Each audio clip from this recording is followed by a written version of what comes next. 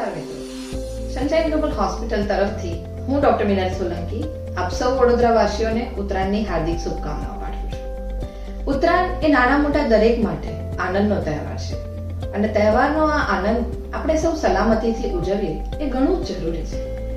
દર વર્ષે પતંગના કપાયેલા દોરાથી થતી ગંભીર ઈજાઓના કારણે ઘણા બધા ટુ વ્હીલર ચાલકો ગળા પર માંચાના દોરાની ગંભીર ઈજાઓનો ભોગ બનતા હોય છે, જેમાં અમુકને દુર્ભાગ્યવશ અથાગ પ્રયત્નો કરવા છતાં પણ આપણે નથી બચાવી શકતા.